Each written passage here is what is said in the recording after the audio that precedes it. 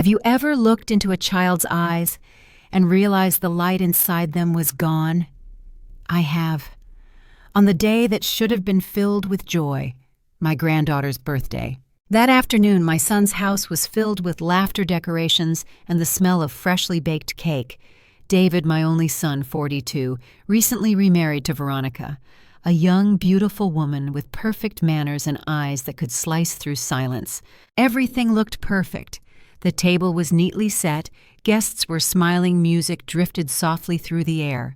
But amid all the celebration, there was one person who didn't seem to belong. Lily, my 9-year-old granddaughter, David's child from his late wife. Once upon a time, she was the sunshine of this family, bright, curious, always running into my arms with stories to tell. But today, she stood in the corner, quiet, withdrawn, and painfully thin. Her shoulders slumped, her gaze fixed on the floor. She didn't laugh, she didn't speak. I called softly, "Lily, sweetheart, come give Grandma a hug." She hesitated, then slowly walked over, clutching her hands together. The moment I wrapped my arms around her, I felt a tremor running through her small frame. Her heartbeat raced against my chest like a bird trapped in a cage. I pulled back and looked at her face. Those eyes, once full of wonder, were dull, now hollow, like the light had been stolen from them. "Are you all right, darling?" I asked gently. She nodded, forcing a tiny smile, a smile that never reached her eyes. It was the kind of smile people wear when they're afraid to tell the truth. Then Veronica appeared behind her voice, sweet and sharp all at once. "Mother, Lily's just a little tired." You know how children are these days, always daydreaming. I smiled politely, but something inside me stirred a quiet alarm, because in that instant I saw Lily flinch. Not a big movement, but enough to tell me everything I needed to know. Something was terribly wrong in this house. Throughout the evening I watched. David was laughing, pouring drinks, introducing Veronica to his friends with pride, and Lily was fading into the wallpaper. Whenever I tried to talk to her, Veronica found a reason to interrupt another toast, another story, another distraction. When Lily reached for her cup and spilled a little juice, I saw Veronica's jaw tighten just for a second before she smiled again. That flicker of anger didn't belong at a child's birthday party. I thought back to the little girl who once danced around the living room, her hair bouncing, her laughter echoing through the halls. That Lily was gone, and in her place stood a shadow, silent, fragile, terrified to breathe too loud. When it was time to leave, I bent down to hug her again. Her small hands gripped my sweater, and in a voice barely above a whisper, she said, "I'm sorry, Grandma. I have to go back inside now." Before I could ask why, Veronica's voice cut through the hallway. "Lily, come help with the plates." The door closed behind her. The house still rang with laughter, but to me it felt like the sound of glass cracking. That night I couldn't sleep. The memory of Lily's eyes, once bright as morning, haunted me. There was something in them I couldn't ignore, fear, a silent cry for help. And I realized, lying there in the dark, this wasn't just a grandmother's worry. This was instinct, the voice of love warning me that a storm was coming. So I made myself a promise that night. Whatever secret was hiding behind those walls, I would find it. Because sometimes the greatest danger doesn't come from strangers. It comes from the people we trust most. The following Sunday, I stopped by again, just a casual visit, or at least that's what I told myself. Veronica greeted me with her usual polished smile, and David seemed pleased to see me. Lily, however, lingered near the kitchen, her shoulders drawn in her little hands, busy clearing plates she hadn't dirtied. I tried to lighten the air. "Who's ready for Grandma's cupcakes?" I teased, pulling out a small box tied with ribbon. Lily's eyes lit up, but only for a second, before she looked toward Veronica as if waiting for permission to smile. We all sat at the table, chatting idly about David's work and Ellie's preschool. Lily barely spoke, just pushed crumbs around her plate. Then as she reached for a piece that had fallen to the floor, her collar slipped open, and I froze. There beneath the soft fabric I saw it. A dark bruise, faintly lined, not round like a bump or scrape, but long, thin, the shape of a strap. My breath caught. For a heartbeat, the room went silent. I leaned forward, voice trembling just enough to betray the fear rising in me. "Sweetheart, what happened to your neck?" Lily's head snapped up, eyes wide with panic. She shook her head quickly. I fell down the stairs, Grandma." The words tumbled out too fast, too rehearsed. And before I could respond, Veronica's voice sliced through the moment. "Oh, that. Yes, she's been so clumsy lately, always running around bumping into things." Her laugh was light casual, the kind of laugh that tries too hard. Kids play rough, you know how it is. But I did know how it was. And what I saw wasn't a child scrape from play, it was a mark left by control, not chaos. I smiled faintly, pretending to accept her answer, but my heart was pounding so loud I could barely hear the rest of their chatter. Later, as I helped Lily clear the table, I reached for a dish and caught a glimpse of her small wrist, faint red lines peeking through her sleeve. She flinched when our fingers brushed. That tiny recoil told me everything Veronica's words tried to hide. David was in the living room, distracted by sports on TV. Veronica hummed softly in the kitchen, her tone sweet, her shadow sharp. And I stood there holding a plate, realizing that this house, this home my son built, had become a place of fear. When it was time to leave, Lily followed me to the door. She tried to smile again, that same fragile curve of the lips, but behind it was exhaustion, the kind no child should ever carry. I cupped her cheek gently. "You can tell me anything, darling," I whispered. Her eyes shimmered. A storm barely held back, but she said nothing, only nodded. As I drove home, the image haunted me. The bruise, the trembling, the silence. And then I remembered. A few weeks ago, when I'd invited Lily to stay with me over the weekend, she'd hesitated, eyes darting toward her stepmother, then murmured, "Grandma, I can't. I have too much homework." I believed her, but now sitting alone in the quiet hum of my kitchen, I replayed her tone, her face, her hurried excuses. What if it wasn't homework? What if she was running from something or someone? I set my teacup down untouched. Outside, rain tapped softly against the window, each drop echoing my unease. There was a pattern forming, and deep down, I already knew the truth. This wasn't just strict parenting. This was fear disguised as discipline. And fear always leaves marks, not just on skin, but on the soul. That night, I didn't sleep. Every time I closed my eyes, I saw the bruise, that silent scream beneath her collar. By dawn, one thought was carved deep into my mind: if I stayed silent, I would become part of the cruelty. Whatever was happening behind those walls, I would find it, and I would bring it into the light. Because love, real love, doesn't look away.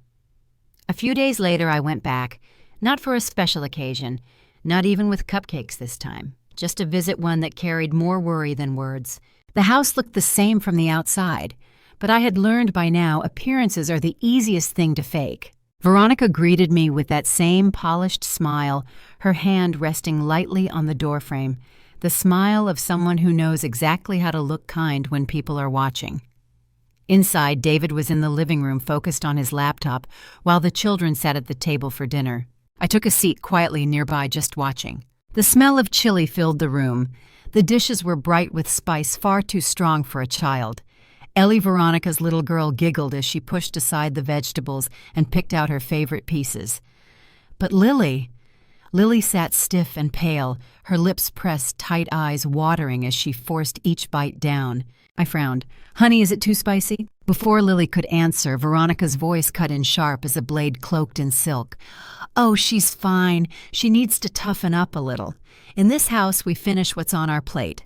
Lily's hand trembled as she reached for her glass of water, but before she could lift it, her fingers slipped, the cup tipped, spilling water across the table. The sound was small, but the silence that followed it was heavy. Veronica's face hardened. In one swift motion, she grabbed Lily's wrist. Her nails dug in her grip, unyielding. She leaned close, voice a low hiss, meant for one pair of ears only. "You're just as useless as your mother." Lily froze. Tears welled but didn't fall, as if even crying might earn her another punishment. I felt my chest tighten, breath caught between fury and disbelief. Every instinct screamed to stand up to say something, but I knew. If I lashed out now, she'd hide deep or cover her tracks better. I needed truth, not just anger. I needed proof. So I sat there, hands clenched under the table, watching this cruelty dressed as discipline. And then footsteps. David walked in from the living room, smiling, oblivious. "Everything all right in here?" he asked. Veronica's tone shifted instantly, sugar dripping from every word. "Oh, yes, darling. Lily's just a little clumsy tonight, that's all. I told her to be more careful, didn't I, sweetheart?" She released Lily's wrist and brushed a strand of hair from her face as though nothing had happened. Her voice was soft now, but her eyes, those eyes held warning. Lily forced a nod. David chuckled, kissed Veronica's cheek, and went back to his screen. And just like that, the mask slipped back into place. I wanted to scream, to tell him what I saw, what I knew. But the room was quiet again, and I was just the old woman in the corner, the one no one truly listened to. So instead, I memorized everything. The way Veronica's hand lingered on Lily's shoulder, firm and possessive. The way Lily's eyes darted toward her plate, never daring to meet mine. The faint outline of red on her wrist where the fingers had pressed too hard. Every detail, every silence, every cruelty hidden in plain sight. After dinner, I offered to help clean up. Veronica smiled, politely declined. "Go sit with David, Mother. You've done enough." Enough. If only she knew how much I'd already seen. I stood by the doorway watching as Lily carried her plate to the sink. Her small shoulders hunched forward like she was trying to take up less space, make less noise. And I realized she wasn't just living in fear. She was disappearing in it. As I stepped outside later that evening, the sky was heavy with clouds. A storm was coming both above and inside me. I walked to my car, the sound of thunder distant but growing closer, and whispered to myself, "You're not crazy, Evelyn. You saw it, you felt it. Don't doubt what your heart knows." Because sometimes evil doesn't wear black. It wears perfume, smiles for photos, and says grace before dinner. And that night, I promised myself I wouldn't let this story end in silence. A week passed. The memory of that dinner, the spilled water, the bruised wrist, the cruel whisper replayed in my mind like a scene I couldn't escape. I tried to distract myself with gardening, baking, church on Sunday, but no matter what I did, Lily's eyes, those silent, pleading eyes, followed me everywhere. So when Ellie's birthday came around, I bought her a gift, a small pink camera shaped like a toy, but with a real lens inside. I thought it would make her feel grown up, let her capture her little adventures. At the time, I had no idea that camera would capture something far darker than childhood play. A week later, I stopped by for a visit. Ellie came running as cheerful as ever, her tiny feet tapping against the wooden floor. "Grandma, Grandma, look," she chirped, waving the camera excitedly. "I made a movie," I smiled, bending down to her level. "Oh, really? What did you film, my little director?" She giggled, pressing buttons on the camera. "Here, watch, I got Lily being silly." I took the camera gently, expecting to see laughter, maybe a messy room or a dance. But what played on the screen froze me where I stood. The frame was shaky, recorded through a cracked open door. Inside the room, Lily was kneeling not on the floor, but on raw rice, her small arms raised above her head, trembling with exhaustion. Tears streamed down her face as Veronica stood before her shouting words. I couldn't fully hear, but the tone said enough. Rage, disgust, control. My hand tightened around the toy. My throat closed up.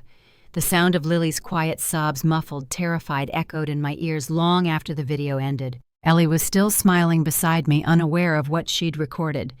"Did I do good, Grandma? Did you like my movie?" I swallowed hard, forcing a smile that didn't reach my eyes.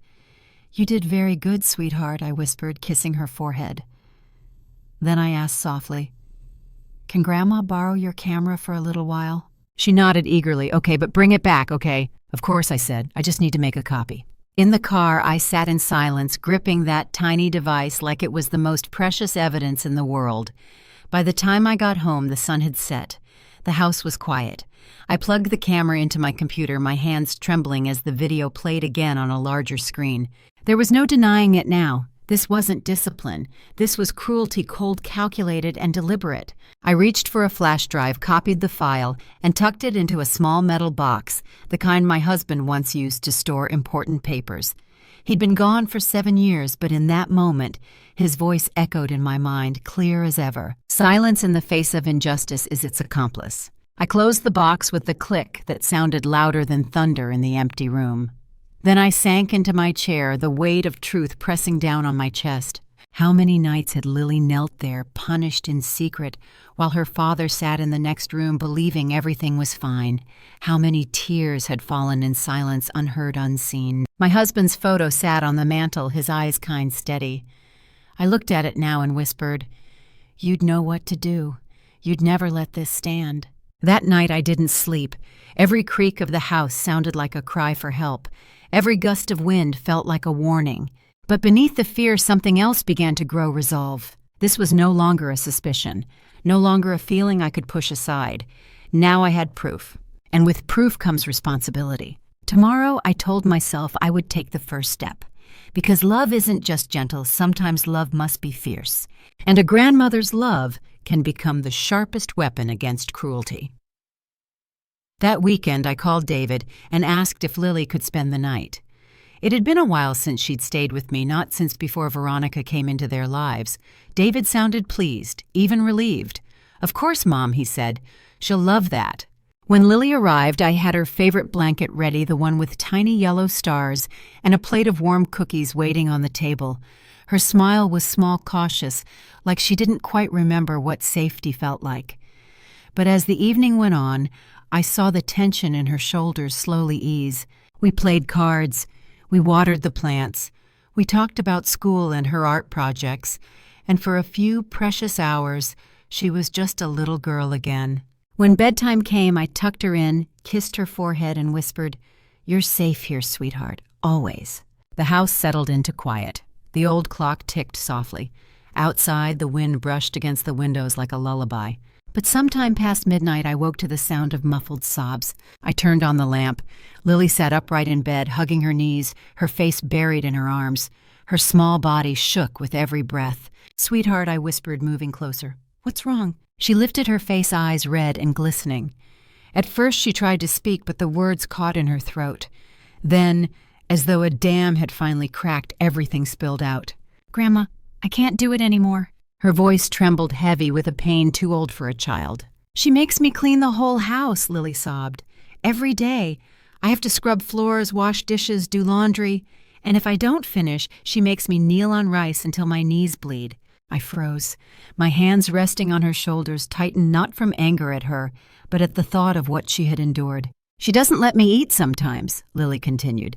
"If I make a mistake, she takes my dinner away. She says I don't deserve it." Her words came faster now, each one stabbing at the air. "I have to study until late, sometimes past midnight. If I fall asleep, she slaps me. And if I tell anyone she—" Lily's breath hitched. "She says she'll send you away, that I'll never see you again." That was it, the secret buried in her silence, the threat that had caged her voice. I reached out and gathered her into my arms. Her small frame melted against me, shaking with years of unspoken fear. I stroked her hair, whispering softly, "It's okay. You did the right thing, my love. You're safe now." She clung tighter, crying into my shoulder. Each sob broke something inside me, the quiet belief that time could heal all things.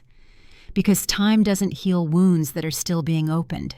I held her until the tears ran dry, until her breathing slowed, until she finally fell asleep against my chest, the way she used to when she was little before her world turned cruel. And as I sat there staring into the dark, I knew there was no going back. I couldn't unhear her words. I couldn't pretend ignorance.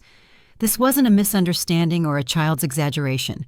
This was abuse, systematic, deliberate, unforgivable. The video had shown me pain, but tonight I heard it, felt it, and that made it real in a way no image ever could. Tears welled in my eyes, but I didn't let them fall. Not now, not in front of her. Instead, I whispered a promise, one she couldn't hear, but I knew she would feel in the days to come. "I'll protect you, I swear it, whatever it takes." Because love, real love, isn't just comfort, it's courage. And as I looked down at the sleeping child in my arms, I realized something else. Every generation has its battles, and this fight for Lily's safety was mine. I reached for the small box on my nightstand, the one that held the USB drive, the proof. It gleamed faintly under the lamplight, silent, waiting. Tomorrow I would act. I didn't yet know how or who I'd need to stand against, but I knew one thing for certain. No child would suffer under my watch, not my granddaughter, not ever again. And as dawn crept slowly through the curtains, washing the room in pale light, I finally let a single tear fall, not from sorrow, but from resolve, because the time for silence was over.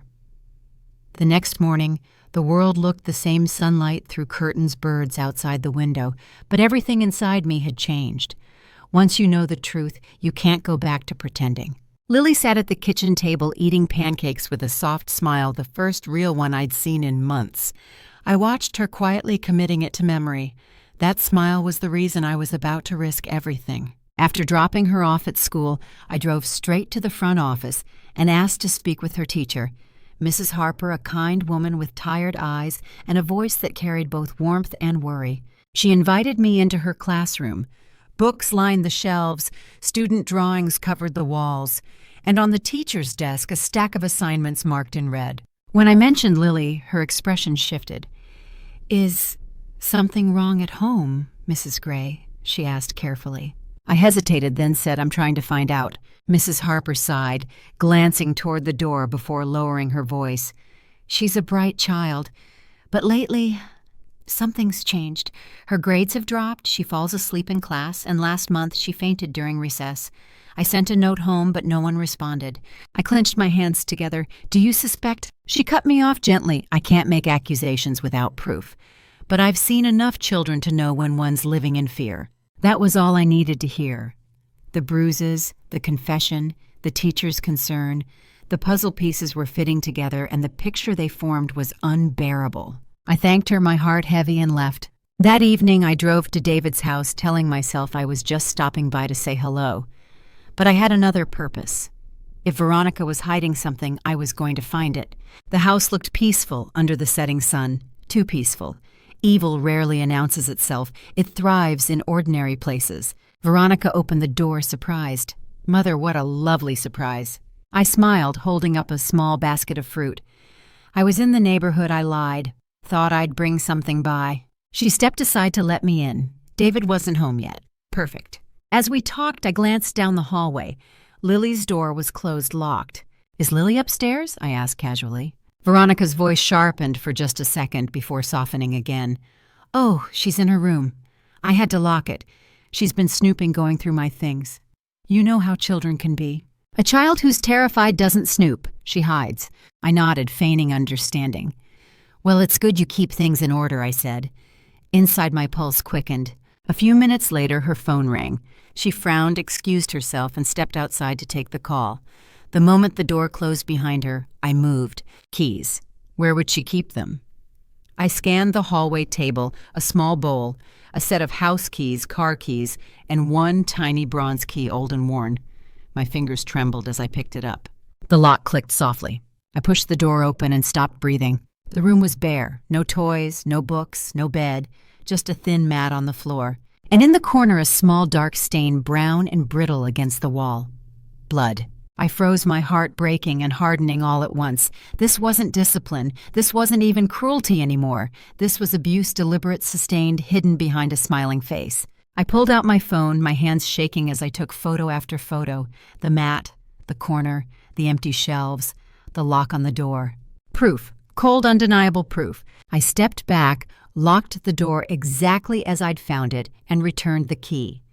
By the time Veronica came back inside, I was sitting calmly on the couch, pretending to admire a family photo. "Oh, was that David?" I asked lightly. "Yes," she said, smiling again, though her tone held a hint of suspicion. "He's working late. You know how he is." I smiled, matching hers. "Yes," I said softly. "I know exactly how he is." When I finally left the house, the sky was dark stars hidden behind clouds. The drive home felt endless. My chest ached with every mile. Inside my purse, the phone vibrated, the images safe waiting.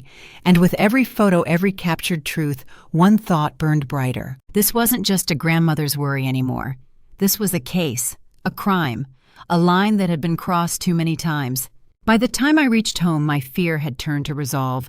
There would be no more waiting, no more doubt. Tomorrow I would take these photos, the video, the confession, everything, and bring it to someone who could help. Because tonight I finally understood this wasn't suspicion. It was sin. And silence now would make me no better than the one holding the whip. Once you've seen the truth, you can never unsee it. The photos, the blood on the wall, the empty room, they haunted me every time I closed my eyes. But now I needed more than suspicion. More than still images. I needed a voice, something no one could deny or twist.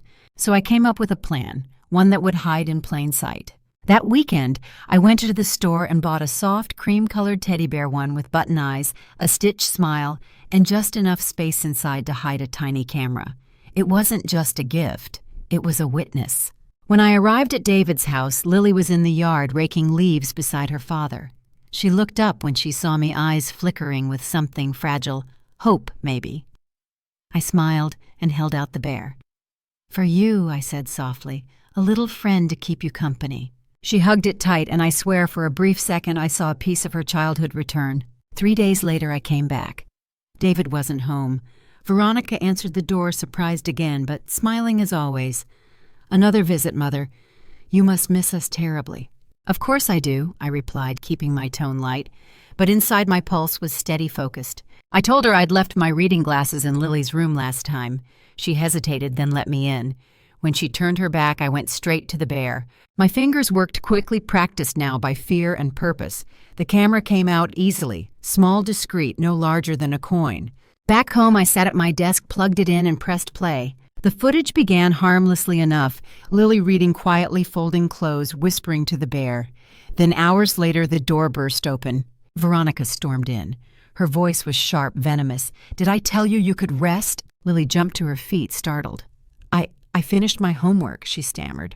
Veronica's hand shot out, grabbing the collar of her shirt. The camera shook as Lily stumbled back, crying out. "You think you can do whatever you want in my house," Veronica hissed. "You don't belong here unless you learn to obey." She grabbed a metal hanger from the closet. The sound of it slicing through air made my stomach turn. Lily screamed as it struck. "Please, please stop." But Veronica only grew louder. "If you want to stay under this roof, you'll learn to be silent."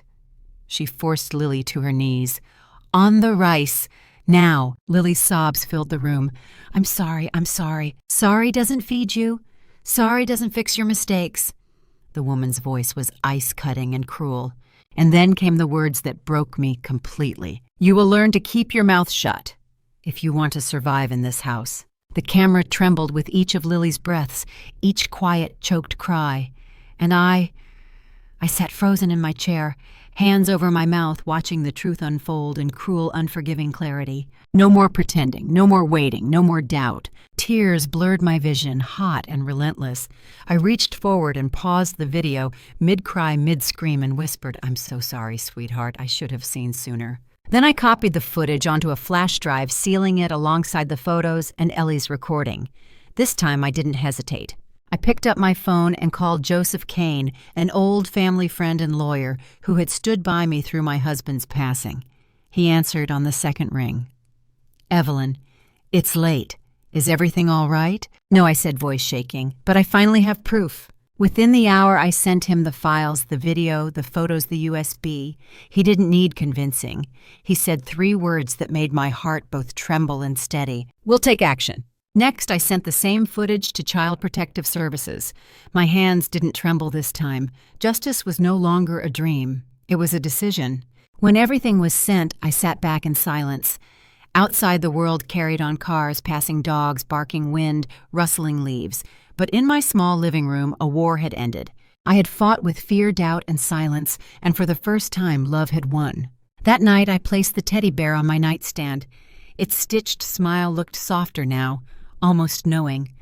I whispered to it, "You did good, little one. You helped save her." Then I turned off the lamp and closed my eyes, ready to face whatever storm tomorrow would bring. Because now I wasn't afraid. The truth was out.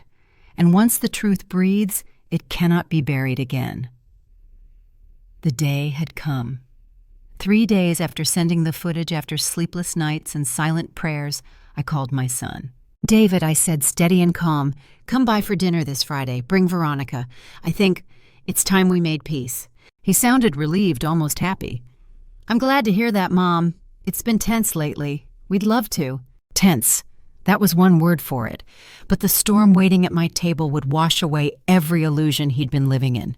I spent all day preparing not just food, but truth. The table was set with his favorite dishes. The candles lit the wine, breathing softly in crystal glasses. On the surface, everything gleamed with warmth, but behind that glow waited a reckoning. At 7 sharp, the doorbell rang. Veronica walked in first, perfectly dressed, her smile sharp as ever. David followed, carrying flowers, his eyes full of hope. "Mother," he said gently, "thank you for this. I know things have been strained." I smiled. "Yes, but sometimes to heal we must face what hurts." We sat. The air hummed with small talk, forced, polite, fragile. Veronica complimented the roast. David asked about my garden, and I waited. When the plates were nearly empty, I folded my hands and said, "There's something I'd like to show you both. A little family video." Veronica's fork froze midair. David looked curious. "Oh, of what?" I picked up the remote, pressed play. The television flickered to life. At first just static, then the image of Lily's room appeared. Her small frame trembling on the rice. Veronica's shadow towering over her. The hanger, the slap, the words cold, venomous echoing through my living room. "You will learn to keep your mouth shut if you want to survive in this house." The sound cracked through the air like thunder. No one moved. David's glass slipped from his hand, shattering against the floor. Veronica's face drained of color. This is fake," she stammered.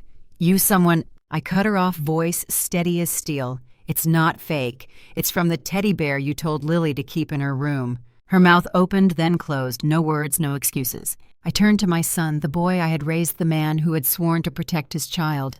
His face was pale, his eyes wide, horror dawning where denial had lived. "David," I said softly, "this is the woman you chose over your daughter.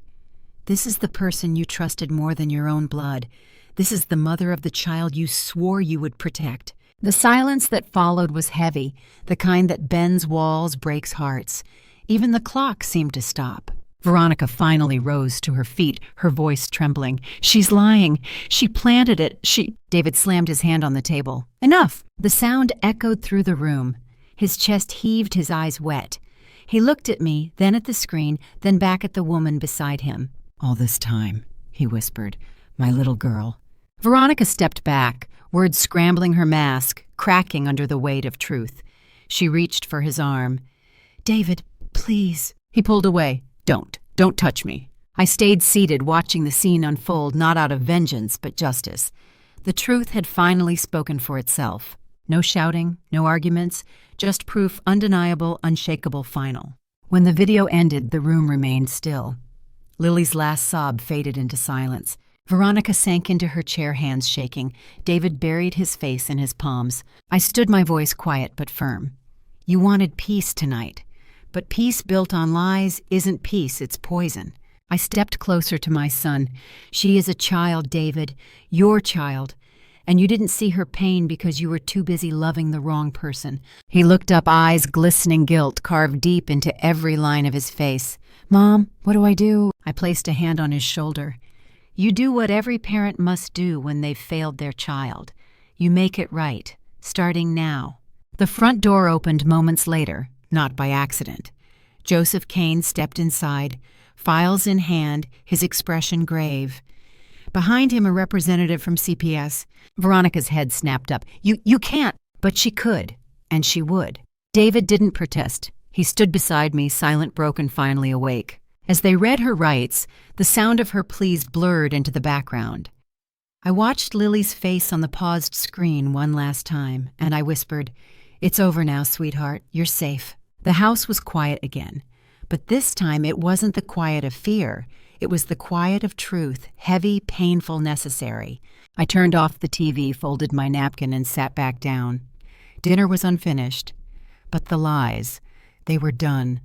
The room was drowning in silence. The video had ended, but its echoes lingered, Lily's cries, Veronica's threats, the sound of a hanger slicing through air. David sat frozen on the table, hands trembling, eyes vacant. A man staring into the ruins of his own home. Then slowly his face crumpled. He buried his head in his hands, and for the first time since all this began, he wept. Years of trust, years of blindness, all shattered in a single undeniable truth. Across from him, Veronica stumbled backward, clutching at excuses like a drowning woman reaching for air. Her voice cracked, desperate, defiant. "I wasn't hurting her. I was teaching her discipline. Children need structure. She was being difficult." "Stop." My voice cut through her lies like thunder. I stood, the tremor in my chest replaced by something unshakable. Education, I said, my eyes locked on hers, doesn't leave scars. She opened her mouth, but no words came. Because there was no defense left. No mask strong enough to hide the cruelty she'd inflicted. David lifted his head, tears streaking down his face. Mom, what have I done? I knelt beside him, resting a trembling hand on his shoulder. What you do next, I whispered, will decide everything. He looked at me, then at the paused image of Lily on the screen, her small body trembling, her eyes pleading. And something inside him broke open. He stood abruptly, grabbed his phone, and with a voice steady but raw said, "This ends tonight." His fingers shook as he dialed. 911, I need to report a case of child abuse. Veronica lunged forward, panicked. David, please, you can't. But he stepped back, shaking his head. I won't let you hurt her again, not one more second. Within minutes, flashing lights painted the windows red and blue. The wail of sirens pierced the night, mingling with Veronica's frantic pleas.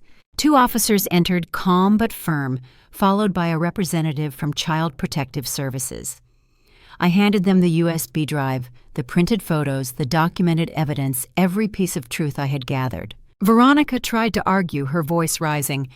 This is a misunderstanding. She's turning everyone against me. I was only— Ma'am, the officer interrupted. We've seen the footage. You need to come with us. Her protest turned to sobs as they placed her in handcuffs. The sound was sharp, final, the echo of justice long overdue. David stood by the doorway, shoulders, heavy eyes, downcast. He didn't speak. He didn't need to. The truth had spoken for all of us. As they led her outside, Veronica turned one last time, eyes wild. But the power she once held, the control, the fear was gone. She was just a voice fading into the storm. When the door closed, the house fell still. Only the rain remained, tapping gently against the windows like a quiet benediction. David sank onto the couch, head in his hands, sobbing into the silence. And I finally exhaled. Not in victory, but in relief, because the fight was over. Moments later, there was a soft knock. The CPS agent stepped forward, guiding Lily into the room. Her eyes darted around nervously, searching for danger, and finding none. When she saw me, her lips trembled. Grandma, I opened my arms. She ran to me, burying her face in my shoulder, her small body shaking with quiet disbelief. Bà ơi, she whispered, voice breaking. Con được tự do rồi phải không? I held her tighter, tears slipping down my cheeks. Yes, my love, I whispered. You're free now. Her sobs softened, turning into the fragile sound of relief, a child's first breath of safety. David rose slowly, eyes red, and stepped closer. He reached out, hesitating, as if afraid she might pull away. But Lily turned, looked at him, and for the first time in months, she didn't flinch. He knelt before her. I'm sorry, he whispered. I should have protected you. I should have seen. Lily didn't speak, just wrapped her arms around his neck. And though forgiveness couldn't come easily, the embrace said what words could not. The healing had begun. The officers left. The sirens faded into the distance, and the storm outside finally eased the air clean and quiet once more. In that silence, I looked at the faces of the 2 people I loved most, broken, bruised, but still standing. And I realized that justice isn't always loud. Sometimes it comes softly in tears, in truth, in the arms of a child who dares to believe again. That night, as I tucked Lily into bed at my house, she clutched her teddy bear close, not because she needed protection, but because she had finally found it. And as the first light of dawn broke across the horizon, I whispered a promise to her, to myself, to every child still trapped in silence. No more secrets, no more fear, only truth and the freedom it brings. The courthouse was quiet that morning, the kind of quiet that carried both gravity and grace. Rain had fallen earlier, leaving the marble steps slick and shining under pale sunlight. I held Lily's hand as we walked inside, her small fingers clutching mine, trembling not from fear, but from anticipation. Today wasn't just another day. It was the day the world would finally call what she endured by its true name. Inside the courtroom, the air felt heavy, a mixture of tension, remorse, and something fragile like hope struggling to breathe. Veronica sat at the defense table, her once perfect poise replaced by exhaustion. David sat behind us, shoulders bowed, eyes lowered. He hadn't spoken much these past few weeks, only listened, learned, and carried the weight of his silence. When the judge entered, everyone rose. Then the hearing began. The prosecutor spoke first, calm, clear, deliberate. He presented the evidence, the photos, the USB, the footage from the teddy bear camera. Each clip was another nail in the coffin of denial. The courtroom flinched at the sound of Lily's cries, the sight of Veronica's raised hand. By the time the last frame faded, no one could look away. Veronica tried to defend herself, her voice trembling. I didn't mean to hurt her. I thought I was teaching her discipline. I just wanted respect. But the judge's gaze was steady, unyielding. Discipline builds character, he said. Abuse destroys it. Then he turned to Lily, sitting quietly beside me, her hair neatly braided, her eyes brave despite the ghosts behind them. You were very strong, he told her.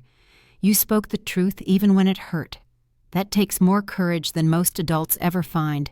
Lily gave a small nod, tears glimmering, not of fear, but release. And then came the verdict. Veronica Gray, the judge, declared, you are hereby sentenced to 3 years of probation, mandatory anger management therapy, and a restraining order, preventing any contact with the minor Lily Gray for no less than 2 years. The gavel struck once sharp final. The sound reverberated through the room like thunder breaking a storm. Veronica covered her face, sobbing softly, not the sobs of guilt, but of a life built on lies finally collapsing. David rose slowly, turned to face the courtroom, and cleared his throat. Your Honor, he said, voice heavy but honest, I want to make a statement.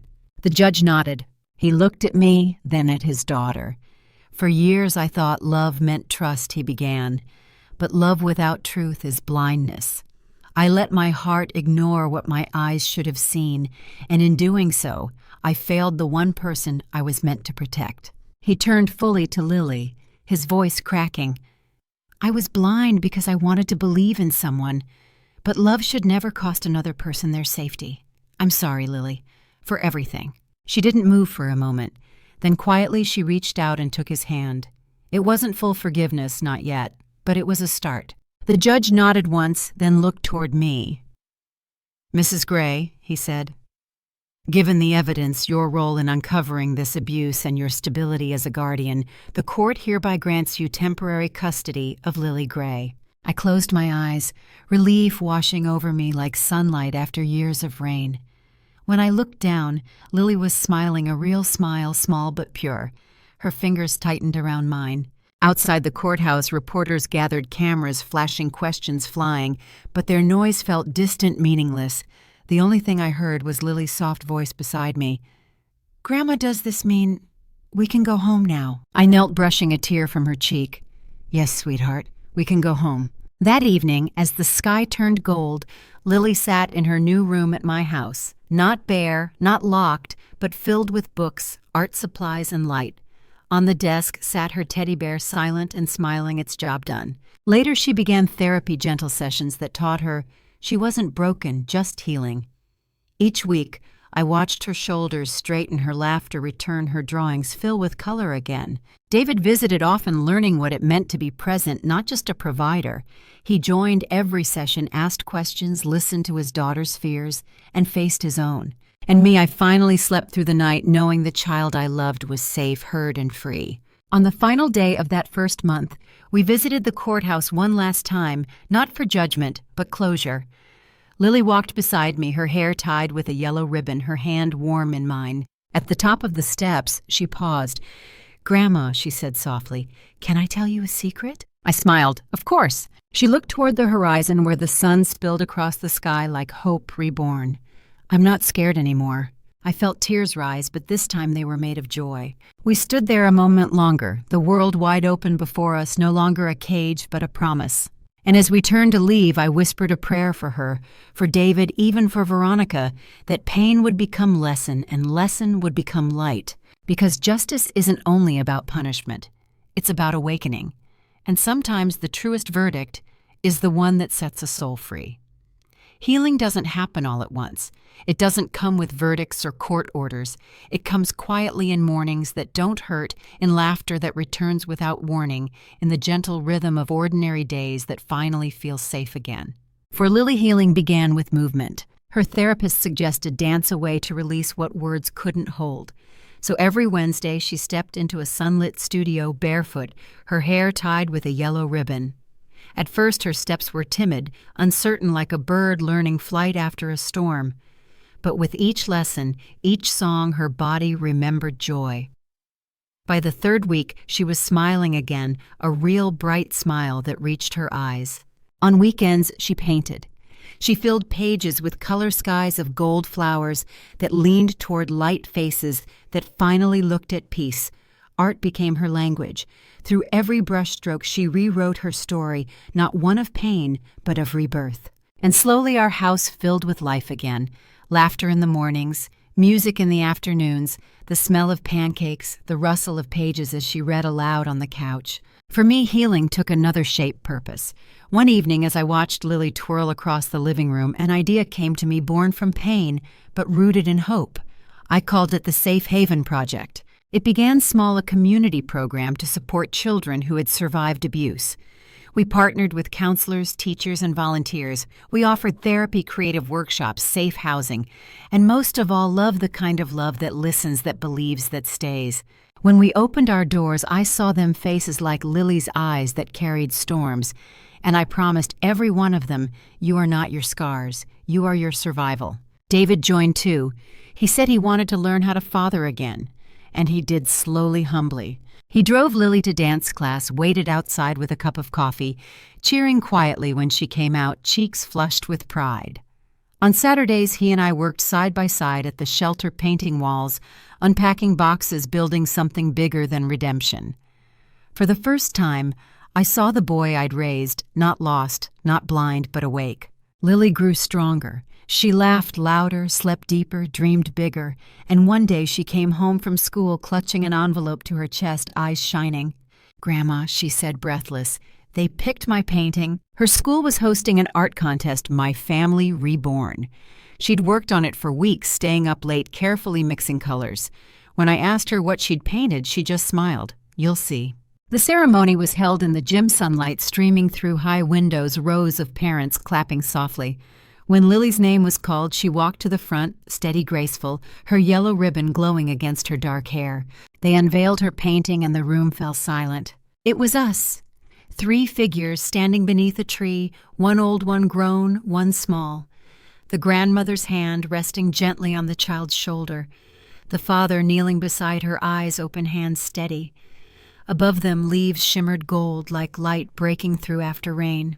At the bottom, in neat, careful letters, she had written, My Family Reborn. My throat tightened. David wiped his eyes. And when Lily turned toward us, smiling shyly, I thought, this is what healing looks like. Not perfection, but presence. Not forgetting, but choosing to grow anyway. After the ceremony, she ran into my arms. "Grandma," she whispered, "I'm happy." And for the first time, I believed her. That night, as we walked home under a sky scattered with stars, I thought of everything we had survived. The fear, the silence, the long nights of doubt. And I realized we weren't just surviving anymore. We were living. The Safe Haven Project continued to grow new faces, new stories, new hope. David became a mentor to fathers, learning to rebuild trust. Lily volunteered in the art room, helping younger kids find their voice through color. And me, I simply watched, proud, grateful, humbled by the resilience of the human heart. Sometimes in quiet moments, I still see the shadows of what was, the bruises, the tears, the trembling hands. But now they no longer define her. They remind us how far we've come. Because healing isn't about erasing the past, it's about reclaiming the future. And as Lily hung her ribbon on the wall right next to her painting, she looked at me and said, "Grandma, do you think people can really change?" I smiled, brushing a strand of hair from her face. "Yes," I said softly, "as long as they're willing to see the truth and face it." She nodded, eyes bright with understanding far beyond her years. We turned off the lights, the room bathed in the soft glow of the moon. Lily's painting shimmered gently on the wall, the golden leaves glowing like promises kept. And I thought to myself, this is what freedom looks like, not the absence of pain, but the courage to dance again after it. Years passed. Seasons turned gently and without haste.